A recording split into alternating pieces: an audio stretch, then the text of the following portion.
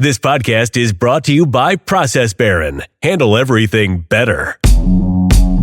Welcome to Powering the Process, the podcast focused on the real work behind industrial manufacturing. Each week, your host, Jen Little, digs into the systems, equipment, and strategies that keep plants running efficiently.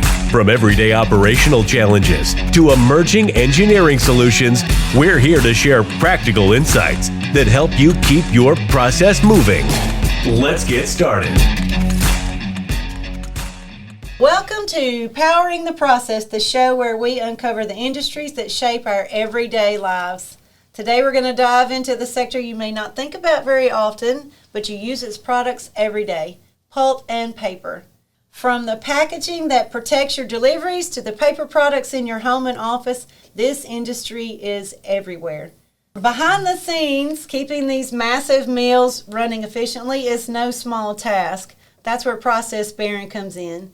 With expertise in air handling, material handling, and environmental systems, we ensure that pulp and paper operations stay productive, sustainable, and reliable, even in the toughest conditions.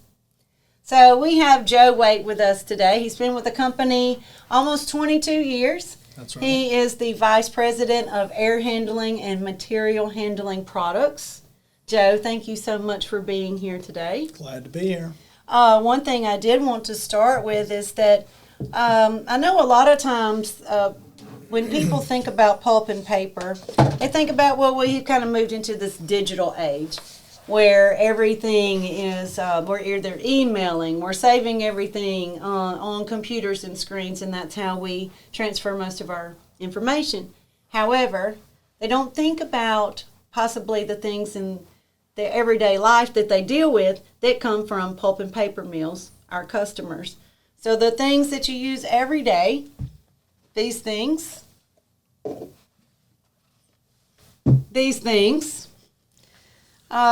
paper that you write on, the magazines that you read at home, all of these things are products are manufactured by pulp and paper mills. So the digital age, there's a lot of things that digital age cannot change.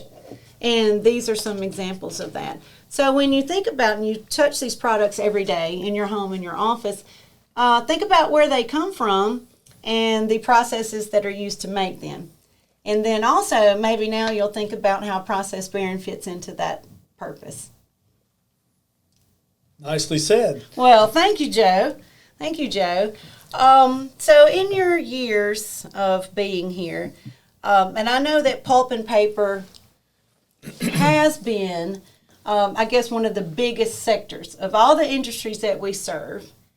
We have done more work in pulp and paper, but I think why do you think that is? That is correct. When the company got started back in 1981, the original biggest customers we dealt with were the pulp and paper industry, the cement, the steel, and the lime industry, and a little bit of power. But the majority, and even today, the majority of the work we do is around pulp and paper. Mm-hmm. And pulp and paper mills are pretty unique to a lot of the mills that we work at. For instance, they're basically a city among themselves. There's lots of small mills in a paper mill that work together to put the product out. Like the product you just showed, the paper towels, the cups, a lot of that is considered old technology, and there was a time before, like you said, emails and a lot of these other electronic devices where there was a lot of printing going on, and a lot of that's gone away. Mm-hmm. But it's been taken, we now have revamped a lot of these plants, or the customers have, to do containerboard. When you drive home, how many container boxes or shipping boxes are you going to see from Amazon on somebody's front porch? Right. Well, that's where the printer paper has now switched over to containers. Cardboard boxes. Plus, we're also an older generation. All of the incontinence products, the diapers, the tissue, they're made at paper mills. Mm-hmm. And there's going to be a need for that for many years to come. Mm-hmm. Well, I know when you mentioned the shipping boxes, I know there is a paper machine at a paper mill in South Carolina. That one paper machine of this mill runs 24/7, and all it does is print labels. for one of the biggest shipping companies in the world, but that's all it does, 24/7. So when you get home and you look on your front porch and you see that box and you pull off that blue label with the little smile, that probably came from that paper machine in South Carolina. Probably so. Yeah. So there's a lot of things like that I know that when I found that out, when I was there in the field that day, and I found that out, it was remarkable to me. Even though I had spent years and years thinking about where all of this stuff comes from, but I do think that in our day-to-day lives, we just become accustomed to the things that we have, and we don't necessarily think about where it comes from. That's exactly right. So what do you think, what is the most common challenge that paper mills face today? So from our standpoint as ProcessBarron, we do a lot of work in just a few main areas of a plant, mainly the power and recovery, the wood yards, and the caustic areas. So for us, the challenge is you got to think that paper mills run on a commodity product, wood. They're bringing wood in, and they're processing it to make all of this, okay? When you go through the trouble to process all this, it does a lot of erosion and wear damage to the equipment. That's where we come in. We come in and we fix the conveyor systems. We fix the air systems. We fix a lot of these things that are constantly being damaged because of the process that they do. And so most of the work that we do as far as supplying equipment, whether it's new equipment, whether it's replacement equipment, or construction services, is mainly centered around the power boiler, the recovery boiler, the lime kiln out in the wood yard. All these areas require tons of maintenance, and that's where we come in. Can you share an example of a major efficiency improvement we made at a pulp and paper company? Sure. There was a large power boiler run off wood at a paper mill in Georgia. They have an ID fan, which is one of the biggest parasitic load pieces of equipment at the plant. It was requiring 3,000 or 4,000 horsepower to operate. And they would have to take the boiler offline and switch over to an alternative fuel twice a year because the erosion damage on that fan was so bad. What we discovered after doing a survey there and doing some testing was there was so much particulate getting past their mechanical dust collector that it was destroying the fan. Every 6 months they would have to take this unit offline, costing them millions of dollars. So we figured that out and we upgraded their existing mechanical dust collector, and the project was so successful that it literally paid for itself in 1 year, and they have not had any downtime to do any maintenance on that fan for 5 to 6 years, where they were going every 6 months and having to do it. So it was a major upgrade. It sounds like it. Can you explain a little bit about particulate? That's something that we talk about in the industry. We talk about it with customers. We talk about it among ourselves. So when the dust collector, which can be the fan killer, like you say, so the dust collector is there to filter out, certain particulate. Can you talk about size of microns and things like that? Because what we think about as layman's term, when you're saying that to somebody and you think about stuff that is so small and so tiny, how could it destroy this 100-inch diameter, 50,000-pound ID fan? Yep. But explain how that actually happens. I'll be happy to. The power boilers that you see at a paper mill are typically, the fuel going into it is the bark that they take off the trees, okay, and they grind it up and put it in there. But when they take the trees down in the forest, they fell them, they drag them out and everything, and you get sand and you get dirt and you get particulate in there. Okay, there's a lot of silica and a lot, it depends on where in the country it is. But once they take it to the paper mill, they process it, they hog it up or size reduce this down, and they put it into a boiler as fuel. But when they put it into a boiler, it's not a perfect combustion. Okay, you have combustion air going in, you have the flue gas evacuating it out, and it burns in there, but as it goes up through the furnace, you have small bits of particulate that goes through and then comes out on the back end. So what we supply is a mechanical dust collector, and basically it's a little mini cyclone, a whole bank of them in a big box. And as the particle goes into it, it centrifugally spins out, drops out, and the clean gas goes to the ID fan, and then downstream from there it goes to other pollution control equipment. It could be a precipitator, it could be a backhouse, it could be a scrubber, or it could be a combination. So the dust collector, what it does is it takes out all the really big stuff, like 15 microns and above, 10 to 15 microns and above, and all the really fine stuff less than that will literally go through the fan without causing hardly any damage, and then it gets picked up downstream. So the dust collector basically is not to really clean the gas, it's mainly to knock down the big stuff to protect the ID fan.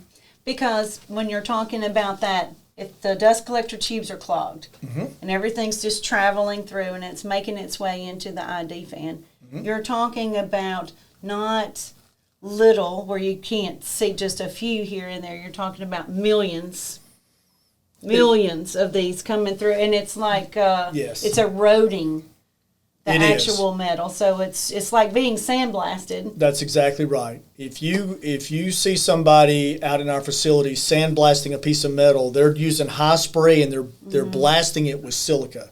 That's kind of the same thing that's happened to these ID fans if you get a lot of that's going through it. The dust collector tries to get a lot of that sand and that dirty stuff out of there so you don't do that erosion damage. So of all the things that we can do and service at a pulp and paper mill, what is the most common problem that we see? The most common problem that we're asked to solve? Okay. It's mainly actually around the power boiler. And it's any of the areas where they have high erosion issues.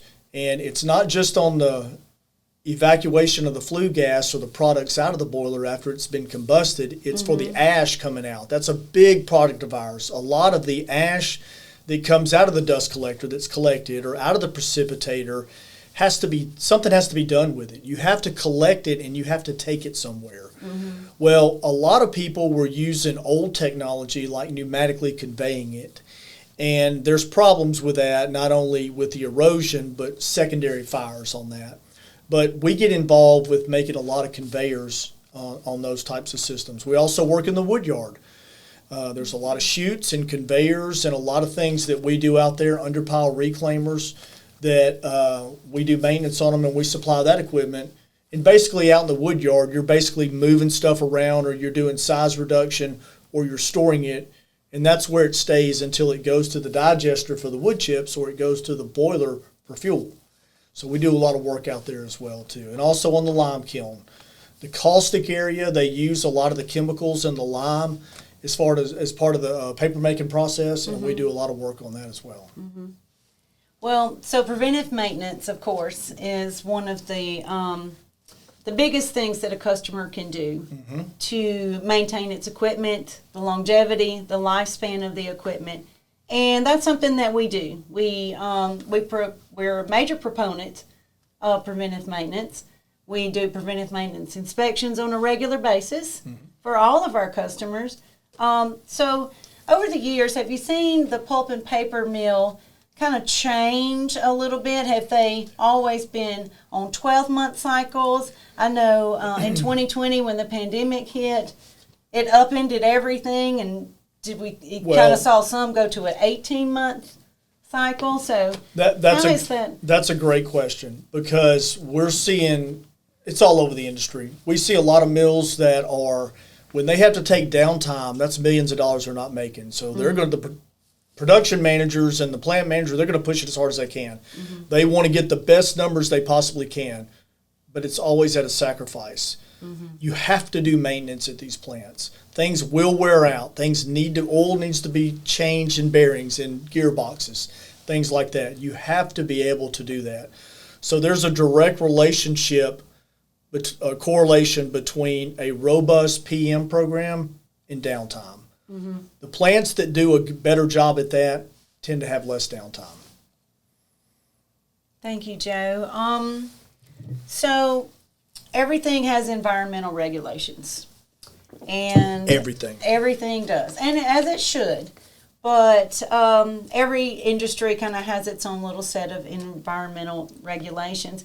How does ProcessBarron help in the pulp and paper industry with that? If you're a passerby going down the interstate and you see this stack over to the side and you know that that's a pulp and paper mill, and you see that the white fluffy vapor plume coming out that dissipates quickly, versus maybe you're driving down and you see the same thing and you see a darker grayish, more smoky looking texture to that output. So explain what the difference is there. If you see a white plume and it dissipates very quickly, you're probably just seeing steam, okay? And that's just dissipating in the air. If you see some of the black or darker color things, then there's probably some problems going on. Most stacks have what they call a SIM system on them, continuous emissions monitoring system, and it's regulated by the government, okay, the state or federal or both. And what happens is if they get out of compliance or anything, they have to quickly fix this or they could be fined or even shut down.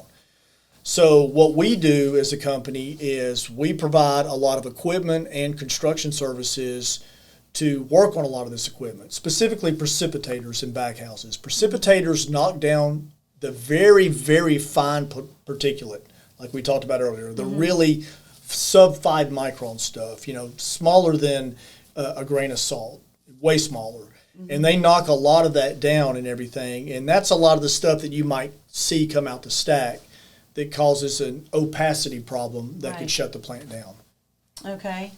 That makes sense. I know that, I guess the way geography is these days, it's very rare that there's a pulp and paper mill or any other manufacturing facility just nowhere.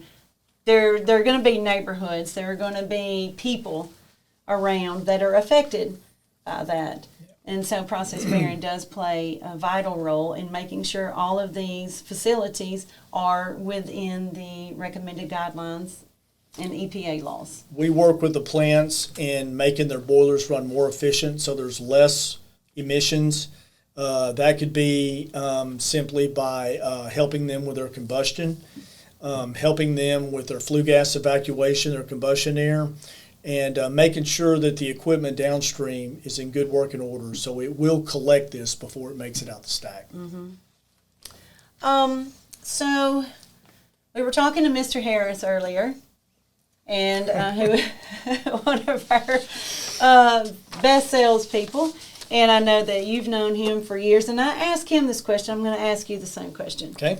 All right. So if we have a young engineer, ambitious sales type person out there, and they were to see this, and they would think, I've always kind of had an interest in that, and I think I want to really get my start at ProcessBarron.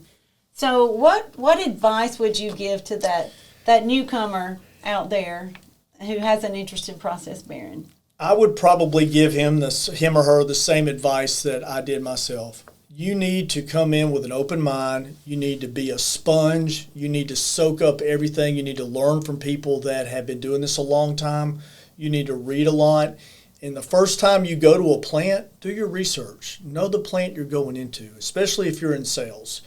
You need to know your products inside and out, and it takes years to develop that. I would tell someone that the best way to excel in this industry, in our business, is you need to work in different departments, different areas. Engineering, being a designer before you get into sales, being in estimating. There's a lot of things you can do, but all of these are important, and every day the key is to go to bed a little bit smarter than when you woke up. Those are great words of advice, Joe. I try. Well, as we wrap up our pulp and paper episode, I want to say thanks again to Joe Waite. He is an expert in many fields here at ProcessBarron, and he is definitely one of those people who is here to mentor you if you want to come into this industry. So thank you, Joe. You're welcome. Thanks. Thanks.